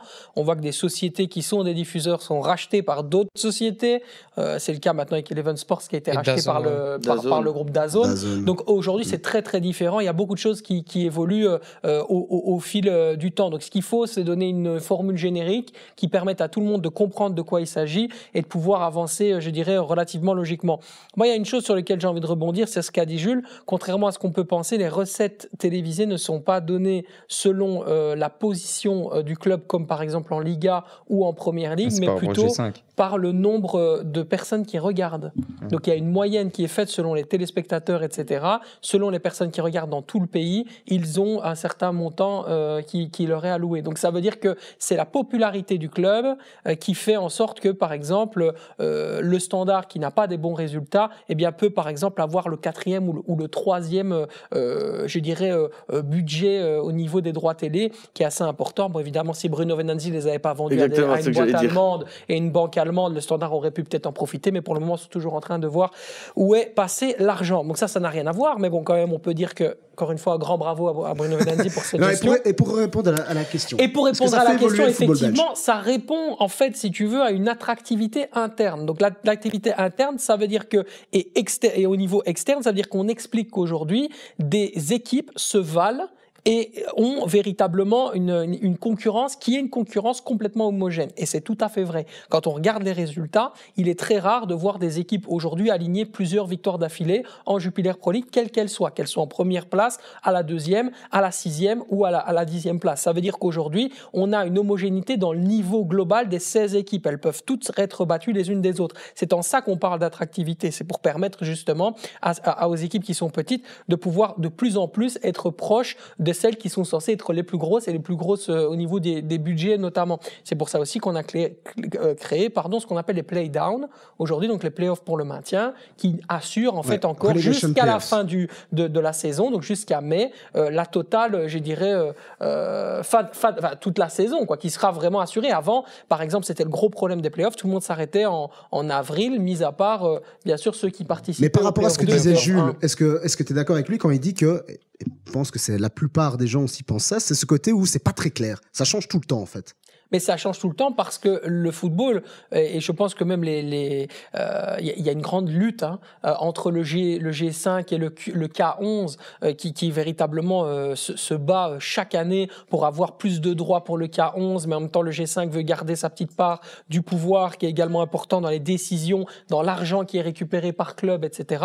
C'est avant tout un enjeu politique. Aujourd'hui, les playoffs, c'est comment est-ce que les gros vont pouvoir essayer d'amasser le plus d'argent possible par rapport forcément aux droits télé qui seront de plus en plus donc importants. C'est les gros qui se partagent le gâteau. C'est exactement ça, c'est une question d'argent. Aujourd'hui, les playoffs, ils servent aux clubs qui sont les plus forts pour pouvoir gagner le plus d'argent possible. Ils ne servent pas en tant que tels à l'attractivité du championnat, même si on voit comme conséquence que le championnat est de plus en plus homogène. Donc ça, c'est quand même très intéressant de voir une équipe comme Courtrai qui peut battre Bruges, de voir une équipe comme Westerlo qui peut battre Antwerp. Moi, je trouve ça hyper intéressant. Donc c'est intéressant. Et c'est ce qui fait que les fans, mais encore une fois, on parle de l'interne, peuvent en fait faire ça. Après, il y avait un deuxième débat, c'est le débat Coupe d'Europe. Comment est-ce qu'on se qualifie en Coupe d'Europe? Est-ce que les équipes qui sont en Play-off 1 vont pouvoir tout doucement monter dans des niveaux qui sont similaires à ceux du PSV Eindhoven, l'Ajax Amsterdam, etc. Parce que c'est véritablement ce vers quoi tend le championnat belge, aller se confronter aux clubs du top, notamment et néerlandais.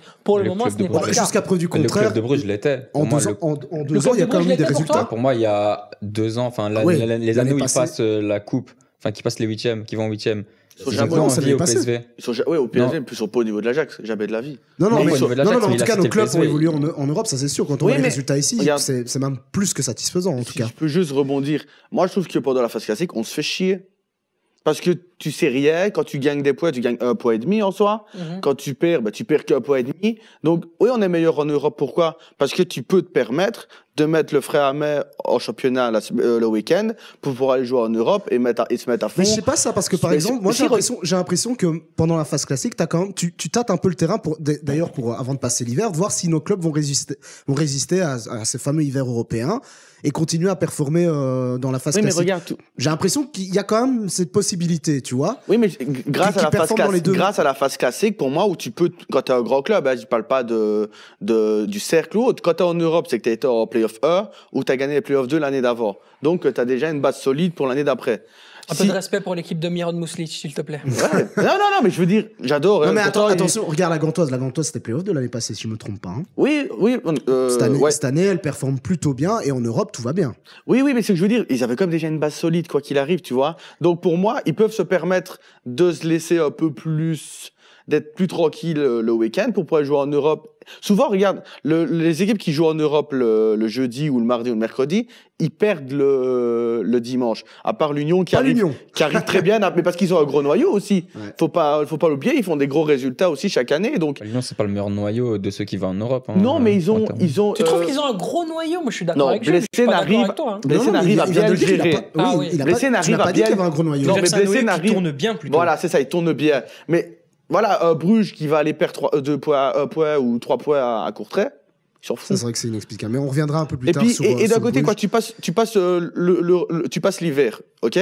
C'est-à-dire après, si tu as perdu des points, tu vas devoir te récupérer en phase classique pour aller les rechercher. Donc ça veut dire que quoi qu'il arrive, ton problème, il est juste reporté un petit peu plus tard. Parce que pour moi, tu vas arriver en play-off, tu arrives en quart de finale ou en demi-finale. Tu vas faire quoi? Tu joues les play-offs quitte à vouloir être champion, ou tu joues la Coupe d'Europe en sachant que tu vas peut-être pas la gagner et que tu vas finir peut-être 5e ou 6e. Tu fais quoi? Très bonne question. Réponds, Malik. Le présentateur qui donne son avis. Mais non, mais c'est pas méchant ce que je veux dire, mais c'est juste reporter le vous avez problème parce que je pense que je suis le seul, effectivement, mais c'est parce que je suis peut-être un boomer, mais à être choqué par le fait de me dire on installe un truc très américain. Mais ça, c'est partout, tu le sais. D'ailleurs, je suis fasciné par ton tatouage, je savais pas que t'avais tatoué. Ah, bah ouais, écoute, dans l'air du temps. C'est comme ça qu'il drague. L'air du temps, les médias. Son tatouage, tac, direct. Reste bien que moi, je suis bien avec madame, tout va bien. Voilà. Moi, je suis bien que c'est trop tard. C'était un peu plus tôt. C'est pour la caméra. Là, c'est pour les caméras. Voilà, c'est pour les caméras. Tu l'avais pour les caméras. C'est eux. Il est chaud, là, le Sacha. Mais moi, j'ai envie de revenir. Du coup, t'en penses quoi? L'Europe ou le championnat? En vrai, moi, je pense qu'aujourd'hui, les Belges peuvent faire les deux. Jamais de la vie. Impossible. Moi, je pense pourquoi pas en conférence. Peut-être pas l'Europa même la League. conférence. La conférence League, je pense tu tombes sur Aston Villa en demi-finale, tu sais faire les deux? Ah ben, si en demi-finale, si un club belge en demi-finale, moi, je dis c'est réussi. Super. Voilà. Ouais, mais l'objectif, moi, je pense que la quart de finale. Mais non, pour moi, tu dois Conférence League. Si tu veux être au niveau du PSG ou de l'Ajax, comme la fédération veut, tu dois aller gagner cette Conférence League. Ouais, mais mais si tu veux, mais non, mais c'est ce qu'on dit. Si on dit que les playoffs, c'est pour concurrencer ces clubs-là, c'est pour la gagner. Mais oui, mais ok, d'accord. Mais je voudrais juste revenir. Donc ça choque personne qu'en fait on installe un truc. Si, moi, ça me dérange, très américain et que les mais autres, moi, j'aime pas. Tu vas me dire, ouais, c'est les grands championnats, mais que si c'était vraiment quelque chose de ultra intéressant, on le ferait depuis bien longtemps partout. Ouais, mais ça, t'as ça partout. Fait à la télé, américanisé, l'Europe est on est américanisé. Les grands championnats ne veulent pas forcément ça. Comment ça s'américanisé? Oui, mais c'est arrivé. Ça fait depuis les années 2000, je crois que c'est comme ça. Donc oui, ça commence à arriver.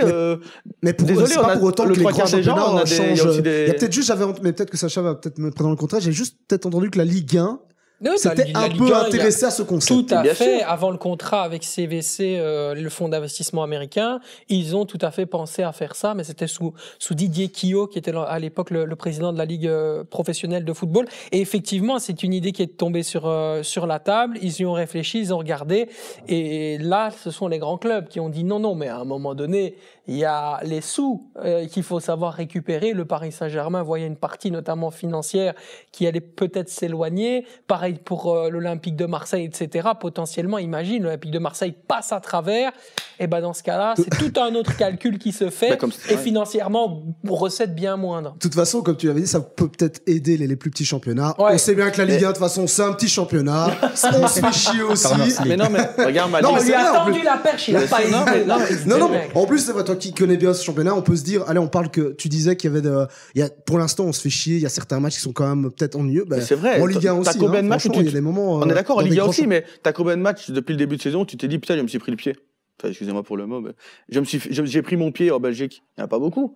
Et Et si dans on les autres veut. championnats, t'en as plus? Non, mais on est d'accord. À mais part la première ligue. Pour moi, ouais, non, Et mais le la Bayern première ligue, Leverkusen. après. Mais pour moi, à l'époque, après j'étais jeune, mais il y avait des matchs spectaculaires. Souvent, c'était Eh ben, ouvert. je suis pas sûr, moi, Wow. parce que c'est vrai qu'un vieux, j'en sais rien, peut-être un Charleroi, je vais pas dire l'OHL, mais je sais pas, un Charleroi J'aime Westerlo bien de que t'as dit l'époque. vieux, t'as dit Charleroi.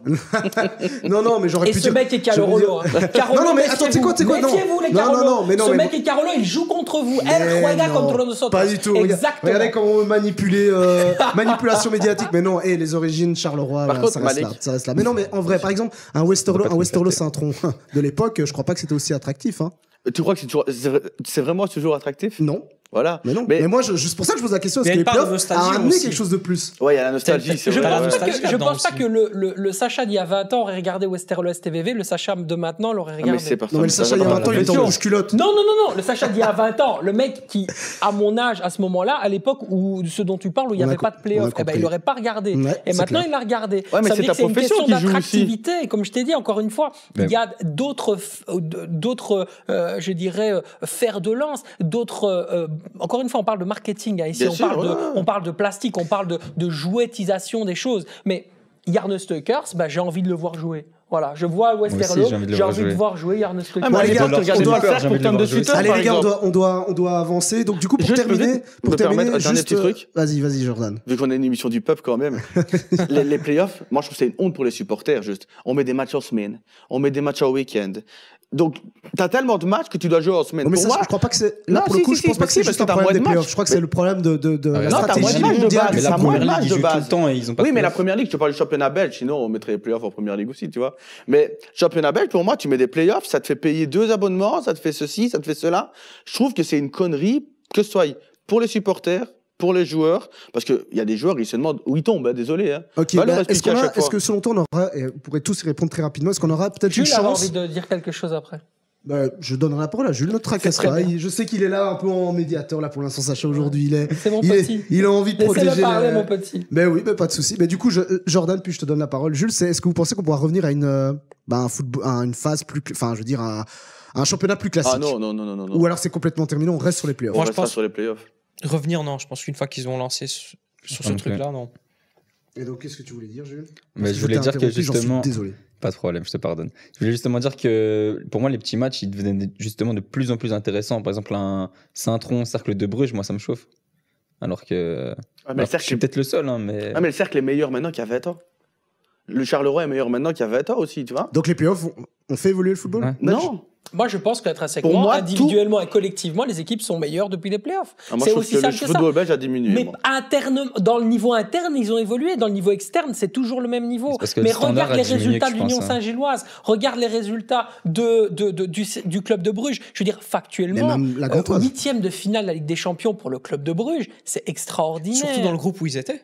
Voilà. Ouais. La dernière fois, fou, c'était quoi. la Gantoise, et je pense qu'il y a des années. Et C'est je voudrais Genk savoir d'ailleurs quand la et Gantoise Gand. a passé. Gantois, s'il y c'était avait en déjà les playoffs. 2015. C'était en Avec Genk, Genk, déjà les quart de playoffs. finale tous les deux, je crois. Ouais, contre Et ils sont Wolfsburg. ah oui. Ce fameux but de Khalifa Koulibaly à Lyon, à Gerland à l'époque, qui avait permis à Invan Azebrook d'aller gagner à Lyon. Mais il y a Quel une match année où incroyable. Genk et Gand se qualifient aussi Gand en n'a pas- est-ce Europa que Gand League. n'a pas là. terminé premier en plus cette année-là. Je sais dans pas ce- s'ils Gand ont a terminé, terminé mais je sais que deuxième c'était- dans ouais. leur Dans poule leur- et ils dans- sont allés jusqu'en 8e, je crois. Hein. Ouais, oui, C'est en oui. 8e Wolfsburg et puis Wolfsburg a joué le Real en quart.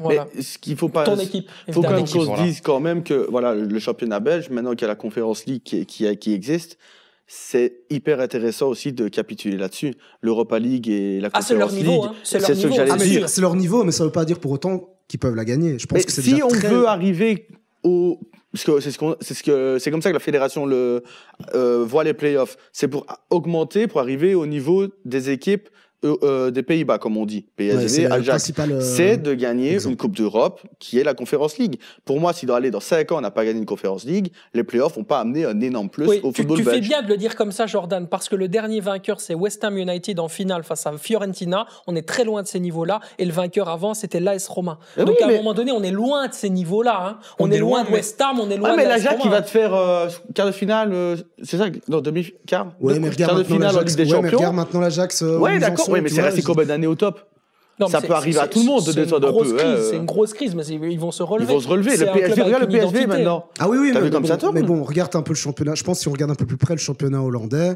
ok, t'as quoi 4-5 équipes qui vraiment sont de très bonne facture, mais le reste. Ah, mais t'en as Bah, combien en Belgique? Là où je rejoins peut-être Sacha, sur les 6, parce qu'on peut refaire. Hein, donc, Champions Playoff, c'est de 1 à 6. European Playoff, c'est de 7 à 12. Relegation Playoff, forcément, c'est de 13 à 16. Mais- Je pense même que dans les Europe Playoff, par exemple, on a l'exemple de Gand l'année passée, qui a terminé premier de ces European Playoffs. Regarde ce qu'ils font cette année en Europe. Non, mais C'est vraiment je beau. suis d'accord avec Et toi. on parle du 7e de l'année. Non, pardon. Cinquième, c'était à 4. C'était du 6e l'année passée, du coup. Non, du 5e. Cinquième. Du 5e. Cinquième. 5e du Ouais, mais championnat belge, quoi. ça me fait, même, on peut en parler même pendant des heures et comment on est en train de le faire, mais sportivement, même, ça me dérange qu'une équipe qui est 6e arrive à décrocher une place en Europe.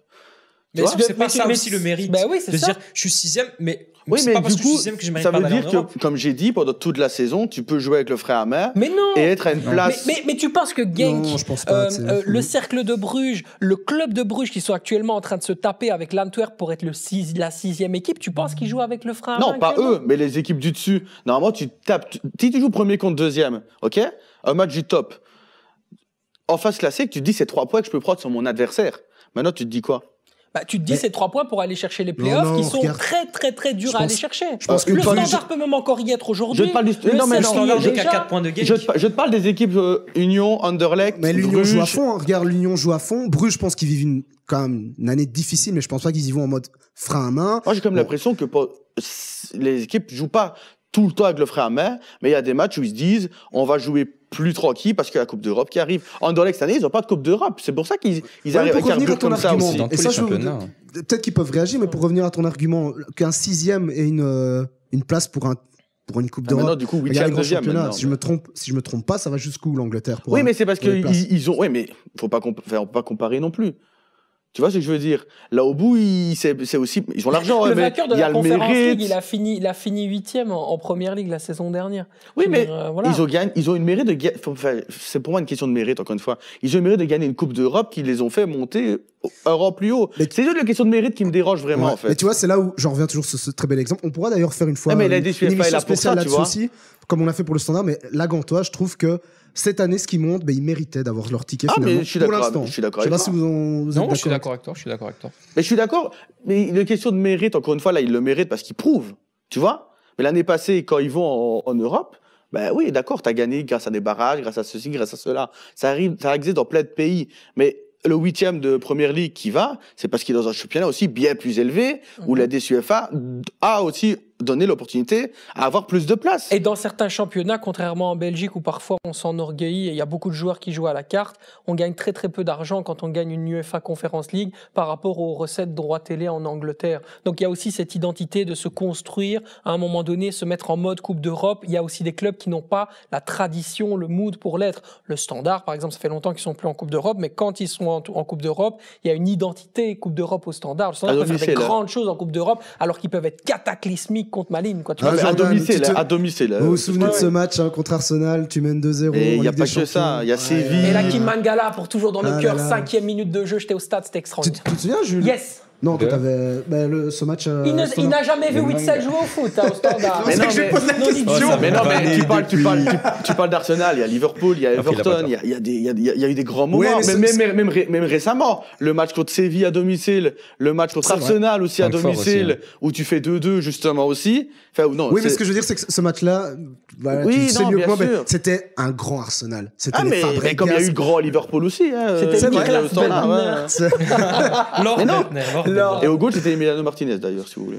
Ah bah ok, bah donc on aura l'occasion d'en rediscuter un peu plus tard pour voir un peu l'effet de ces playoffs. Et n'hésitez pas à réagir à vous aussi sur les réseaux sociaux. Vous êtes pour ou contre les playoffs, même si c'est là depuis plusieurs années. On a quand même envie de vous entendre. Est-ce que ça vous passionne les playoffs? Est-ce que ce système vous passionne? Ben on attend vos avis et on passe au dernier sujet. Merci Florian à la réalisation qui nous a rajouté quelques minutes parce qu'il a compris qu'il fallait continuer à parler. Donc merci à lui qui fait un super travail d'ailleurs. C'est le moment où je lui fais des gros bisous et Qui est italien, je l'encense. pense. Loria, c'est Florian un italien, Loria. à mon avis. Ouais, Florian mais Loria. demande-lui un peu ce qu'il Il y a pense quelque de chose. l'équipe italienne de foot. Je suis sûr qu'il te dirait Lewandowski, il est incroyable en attaque.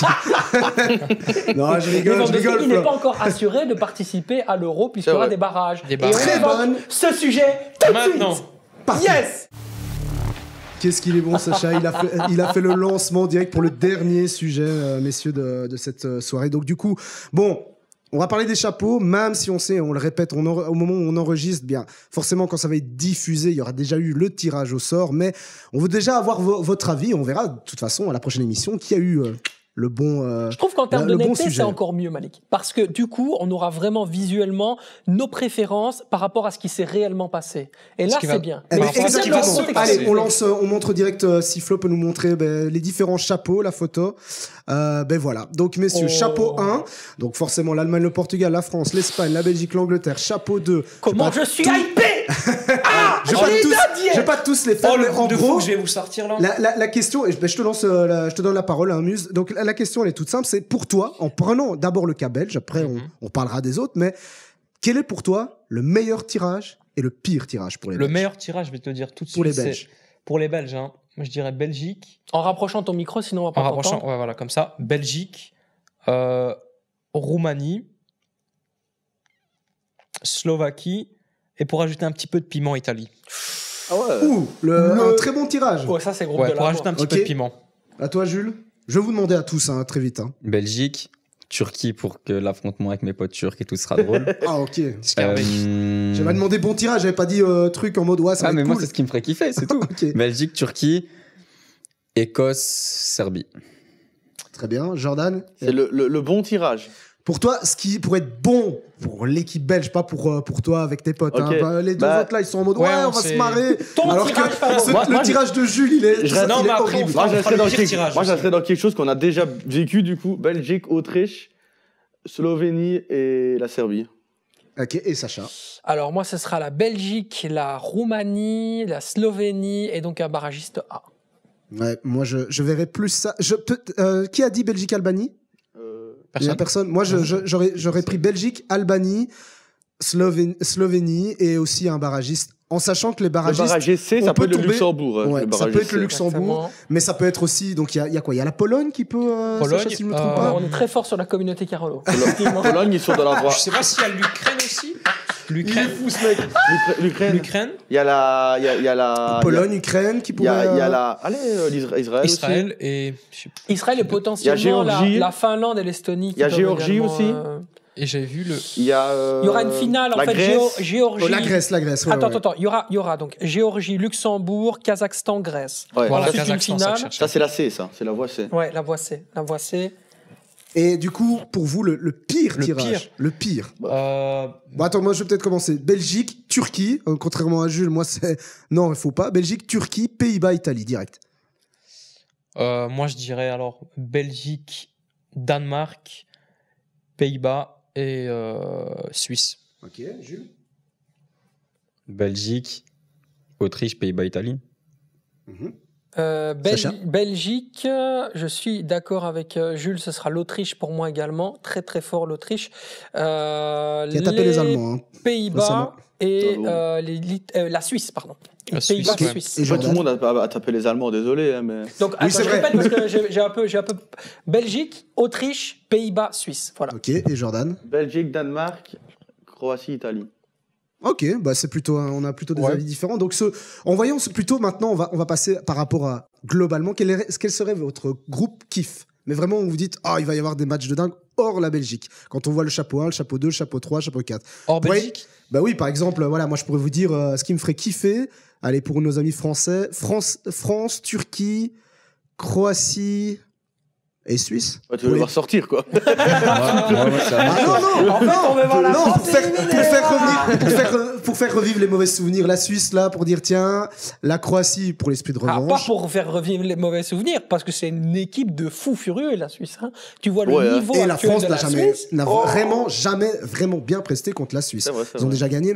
Et puis j'avais dit quoi? J'avais dit ouais, la Turquie, parce que n'oubliez pas mes amis, et ça c'est vrai, la Turquie est quasi à domicile en Allemagne. Hein. Ça va être chaud. Il y a Ouais, une énorme on l'a vu au match. Il y a une énorme le match communauté amical, turque. Non, mais je dis pas ça pour rire. Et donc, du coup, je crois que c'est un mauvais tirage de se prendre la Bien Turquie. sûr, Bien la sûr, on est Turquie, d'accord totalement. avec le grand Hakan Çalhanoğlu, joueur de l'Inter Milan, absolument incroyable, ce capitaine de milieu de terrain, hein, fantastique de cette équipe de l'Inter. Et il le dit parce qu'il n'est pas fan de l'Inter. Pas du tout. Absolument Ils pas ont beaucoup fan de joueurs de qui cette jouent en Serie A. magnifique équipe qui a fait un match nul fantastique qui lui permet de rester leader de Serie A. Alors, du coup, Face à la toi, Juve, voilà. alors pourquoi pour toi, Sacha, Non, le kiff honnêtement, mais j'adorerais voir effectivement la France encore une fois face à cette Hongrie qui est extrêmement difficile à jouer parce qu'ils ont eu beaucoup de difficultés lors du précédent Euro face à la Hongrie et je pense qu'ils ont trouvé vraiment la parade. On rappelle que la France avait fait match nul en Hongrie lors de l'Euro 2020, donc il y a quand même quelque chose à jouer là-dessus. Sur le chapeau 3, honnêtement, la Croatie va vraiment embêter la France encore une fois dans le style de jeu et l'expérience pour ralentir un petit peu la vitesse d'un Mbappé sur le côté. Et puis, je le répète, la Suisse, c'est très très fort. Akanji en défense. Il y a quand même deux gardiens incroyables que sont Philippe Kohn et bien sûr le gardien de la Nati, le gardien de l'Inter, Yann Sommer, qui est là. Il y a Burki aussi. Et puis, effectivement, pas oublier dans le milieu de terrain, des joueurs comme Denis Zakaria, etc., Amdouni devant. Voilà, il y a de la grosse qualité du côté de la Suisse. Franchement, cette équipe-là et surtout le groupe de la France, pour moi, il serait très très compliqué, mais encore une fois, ça pourrait les préparer à la compétition qui arrive, parce que ça c'est quelque part la phase de groupe, c'est là où on déguste les akouski. Voilà, on est là, on joue, c'est sympa 2 minutes, mais quand on est en 8e de finale, c'est maintenant que rentre la guerre. Et pour la Belgique, vraiment, il faut avoir un groupe qui pour moi sera à la fois difficile avec des vrais tests, très compliqué pour se mettre dedans. C'est pour ça que moi j'ai laissé l'Italie. Effectivement, c'est tout à fait intéressant. Mais c'est vrai, ça, Jordan, parce qu'on en avait discuté dans les précédentes émissions. Toi, t'es plutôt pour la Belgique. Est-ce que t'es plutôt aussi, comme le dit Sacha, pour rentrer pas tout petit à petit, tout doucement dans la compétition, mais avoir des équipes tests pour se jauger un peu, pour après, si on passe, rentrer dans le vif du sujet, ou directement être à la guerre avec des grosses nations? Moi, je pense réellement que en vrai, c'est pareil. C'est juste la Belgique qui devra élever son niveau quand il le faudra. Ils n'ont pas réussi à le faire à la Coupe du Monde. On a bien vu, on était content de tomber le Canada et le Maroc de base. Au final, en vrai, c'était un très beau groupe pour le spectateur. Moi, je connais beaucoup de gens qui étaient contents de taper le Maroc à l'époque. Oui, mais les gens qui ne connaissent pas le football. Voilà, oui, après, les gens qui regardent la Coupe. Je peux pas vous laisser dire ça. Je pense que pour le supporter neutre, c'était un super groupe. Non, mais je suis d'accord avec toi, mais à un moment donné, super dans quel sens? Alors, ça, c'est le vrai problème de la culture football en Belgique. On en fera un autre débat, évidemment. T'es fou, Belgique, Croatie, Maroc et Canada, franchement. C'était un des groupes de la mort de cette Coupe du Monde. Mais c'est ce que je te dis, gros. Je suis en train de dire que vraiment, c'était un groupe ultra intéressant. Oui, mais tu vois, non, t'es fou, quoi. Qui regarde la Coupe du Monde, qui regarde l'Euro. Il y a plein de gens qui regardent l'Euro et la Coupe du Monde qui n'ont jamais vu un seul match de foot de leur vie à part les finales de Coupe du Monde des autres années. Donc, effectivement, quand ils tombent là-dessus, c'est facile. Moi, j'avais des débats dans ma famille, je pétais un câble à la fin. Non, mais ce que vous voulez dire, Sacha Buchanan est un bon joueur, mais vraiment, ce que je veux dire, c'est que pour les spectateurs, même pour nous, moi, quand je dis putain, c'était kiffant. C'est kiffant parce que je suis totalement d'accord avec toi, mais quand tu me parles de est-ce qu'on devrait directement rentrer dedans ou est-ce qu'on devrait avoir des équipes plus faibles, entre guillemets? De toute manière, quoi qu'il arrive, je pense qu'en étant la Belgique, même en ayant des équipes plus faibles, si on est dégueulasse, on est dégueulasse. On peut sauter. Donc, quoi qu'il arrive, ce sera notre niveau de jeu, à nous, qui déterminera. Qu'on ait des grosses équipes ou des petites équipes, moi, je pense que ça changera pas grand-chose de toute manière, qu'on se qualifiera si on est bon, on se qualifiera pas si on est pas bon. Attention, parce que être dans le chapeau 2 ne veut pas nécessairement dire être très très fort non plus, alors qu'il y a des chapeaux 3, franchement, il y a des équipes qui sont plus fortes dans le chapeau 3 et 4. Petit fait marrant quand même, c'est quand même drôle d'être champion d'Europe et terminer en chapeau 4, quoi. Mais l'Italie a toujours eu des difficultés lors des phases de groupe, et notamment de qualification, et puis par la suite, ça commence à monter en régime, et c'est là que la vraie Italie... On l'a vécu en 2016, c'est le bon moment pour les prendre. Ils étaient justement bons pendant l'Euro quand ils n'étaient pas très bons pendant les qualifications et inversement. C'est ce que je dis, à l'Euro 2016, quand on les a eu, on disait oui, mais en plus on les a joués en match amical. Ça va, on va gérer, on s'est bien pris un 2-0. On s'était bien fait dominer 2-0. Après, la seule différence qu'ils ont par rapport à cette année, c'est qu'ils avaient une bonne assise défensive, qu'ici, ils ont beaucoup plus de mal à avoir. C'est bon, les joueurs de l'Inter italiens vont évidemment faire le travail pour toute l'Italie. Du coup, si je peux dire mon groupe, Kiev, Allemagne, Turquie, Pays-Bas et la Serbie. Ok, Allemagne. Donc, Turquie, l'Allemagne- on part sur une guerre. Bien en direct. sûr. Ok, d'accord. Mais- On n'a pas. donc, on est Mais non, d'accord, mais vous m'avez parlé de matchs que je kiffe, Eh ben, des matchs sur en ce groupe-là, ambiance. on est d'accord, pour l'instant, l'Allemagne sort. Mais bien sûr, enfin oui. On voit Quand je dis vraiment, sort, oui. éliminé. Hein. Après, c'est dans L'Allemagne, elle 7 peut mois, sortir dans 8 contre mois. beaucoup d'équipes là-dedans. Ouais, c'est Ouais. vrai. Allez, pour vous, messieurs, votre groupe kiff, on vous a pas entendu. Moi, groupe kiff, le Portugal. J'ai envie de voir. Ils ont impressionné un peu pendant les phases de qualification. J'ai envie de voir ce qu'ils vont faire contre des gros. Donc, du coup, Portugal, Hongrie, Pays-Bas, Italie. Ok. Moi, j'aimerais bien voir le Portugal de Martinez aussi. Donc, Portugal, Albanie, Pays-Bas et Serbie. Ils vont aller loin. Les Albanie, Portugais, ils vont aller Serbie, très très c'est loin. des- Les Portugais, Ouais, c'est c'est très pour ça fort. que j'ai Bien choisi. chaud. Albanie, Serbie, c'est pas pour rien que j'ai choisi. Parce que c'est Et bien alors, chaud. du coup, pour Bien chaud terminer, entre eux. pour terminer cette émission, donc pour le truc qui nous fait vraiment kiffer, chapeau 1, on va dire que peut-être hors T'imagines, Belgique. attends, je pense juste à un truc. Imagine le combo Albanie, Croatie, Serbie. Mais oui, ça peut. Mais Oh c'est là. incroyable. Mais sinon, c'est il y a- dinguerie. Mais viens avec des couteaux au stade, mec. Mais tu viens Clairement gâcher. ça. Mais non, Mais dis c'est pas ça. incroyable. Dis pas ça. Non, mais Sinon, il y a t'imagines le truc, quoi. Il y a le Angleterre et Écosse aussi, plutôt un British qui peut Ça être pourrait être, intéressant ça aussi. pourrait là, être tu pas vois. mal. Ouais, Ouais. ça peut être Parmi pas le mal. chapeau 1, voilà, on va tout simplement dire quel est entre guillemets ceux où vous dites ils sortent du lot, c'est les potentiels vainqueurs. Si on doit prendre le chapeau 1, franchement. compliqué. Parce que c'est vrai que c'est un beau chapeau. Hein. Chapeau. Sans vous manquer de respect aux autres, mais parce que bon, Angleterre, l'Italie- ouais. Angleterre. très Angleterre, clairement. France. France, Angleterre. Bah oui. Et Portugal. Portugal. Moi, je trouve que Ouais, Portugal, non. on l'oublie souvent. En fait, Ouais, mais hein. le Portugal, ils ont eu quoi dans leur qualif? Ah oui, non, mais Allez, t'es ça quand même me joue d'accord. bien, que- non, mais nous, Non, on mais parle, t'es quand même d'accord que je crois que l'effectif. Ah oui, l'effectif, oui, mais d'accord, mais à ce moment, oui. Là, oui, on est d'accord là-dessus. Si c'est que l'effectif, Moi, je pense que Portugal, là, France, l'Angleterre, Angleterre. elle est arrivée au moment où, par exemple, la France, je sais pas si tu te rappelles, avait perdu effectivement la finale de l'Euro 2016 pour ensuite devenir championne du monde. Ouais, c'est un c'est peu ça. ce moment-là auquel sont arrivés les Anglais après une défaite à l'Euro 2020, une très très bonne Coupe Ah, du tu Monde. crois que c'est le momentum Je là, pense que maintenant c'est leur moment d'arriver, d'aller chercher un trophée. Pour moi, c'est l'Angleterre qui va Et remporter. puis tu sais l'Euro. quoi, ce serait dingue parce que ça voudrait dire que ce serait une très belle équipe avec l'un des pires coachs, je pense, de leur Ouais. histoire. Gareth Southgate. Ouais. mais Tu je n'aimes sais pas pas qui s'y Gareth fout toujours là, Southgate moi. Mais en vrai, regarde un peu. Enfin, on a Il a le l'impression mérite quand de même, faire jouer toujours les méritants, hein, par contre, hein, Ouais, mais c'est contrairement à peut-être pas certains. le but non plus Il y a tout quand le même temps. une polémique avec Martinez. Maguire quand en disant il le fait tout le temps jouer, même quand il joue plus à Manchester. Ah, mais il y avait quoi etc. derrière? C'est ça Mais le elle a dit, je le problème soutiens aussi. totalement. Je soutiens totalement Maguire. Il a bien géré l'homme, je le trouve, avec Maguire. Il Ouais, aurait c'est- pu le dégager et il Voilà, un jamais petit peu retrouver, comme hein. Tedesco gère très très bien le cadeau out face. On verra maintenant en compétition. Voilà, sur cette belle parole qu'on termine cette belle émission. On verra d'ailleurs hein, dans la prochaine émission de Noyau Dur qui a eu raison, quel est le plus beau groupe, etc. On pourra rediscuter de tout ça, des Belges, etc. Donc merci à vous, messieurs, d'être venus encore pour une belle émission. On avait dit 1 heure et c'est parfait, on a fait 1h20. Donc, c'est magnifique, mais ça prouve qu'on C'est est... grâce à Jordan, Quand évidemment. on est passionné, forcément, on ne compte pas. Non. Et ça, c'est le plus beau. Quand Merci on à toi, aime, Jordan. on ne compte Merci pas. à vous. C'est ça, Et- exactement. Je vous aime, les C'est amis. magnifique. On s'aime Voilà. tous. On s'aime Allez, tous, maintenant, on va fumer un calumet de la paix. On va boire un coup. Non, merci beaucoup, Jordan. Je le répète, hein, Jordan, sur son compte X, Jordan RSCL7, si vous voulez le suivre. Et même d'ailleurs, son projet sur le Standard, parce que vraiment, il fait du très bon boulot et il suit attentivement les clubs liégeois. Donc, Les clubs liégeois, le standard de Liège. le Très club bon liégeois. boulot. ouais, C'est moi, ouais, je dois ouais. lui envoyer un message pour lui dire ce qui se passe pendant les trêves pour qu'il tweete. Hein. Pour les jeunes, Voilà. les jeunes. D'ailleurs, les éditeurs, les auditeurs, n'hésitez pas à me dire sur mon compte Twitter. Voilà. Ah ben voilà, un peu de promo, ça fait du bien, Voilà. merci. J'ai dit auditeur pour faire hommage à Malik. Ouais, très bien. Ça passe mieux Allez, quand ça c'est toi qui continue le à dis. vanner, mais bon, moi je regardais le football, vous étiez encore en couche culotte. Allez, c'est parti, ça Supporter part. de l'Albanie dans cet euro, Malik Korati. Voilà, bonsoir à tous. Oh là là, oh non, il faut qu'on arrête là parce que ça part en live. Merci à toi, Jules, d'être venu Bah, ce merci soir. à encore vous, une c'était fois. cool. Hein. Et merci à toi aussi. Toujours un Louisa. plaisir d'être là et un gros kiff ce soir. Et voilà, et je vais terminer en remerciant Sacha qui était en forme. Non, il n'était Oula. pas alcoolisé, non, il n'a pas fumé. Il était juste heureux d'être ici au Mais noyau oui, dur. Ça reste à effectivement, prouver, on est là à base Avec son d'infusion, thé. il n'y a même pas de thé vert. Et merci à vous de nous avoir suivis encore pour une belle émission du noyau dur. Et on se retrouve très bientôt pour parler à nouveau du football qu'on aime, le football noir, jaune, rouge. Ciao, ciao. Ciao. Yo!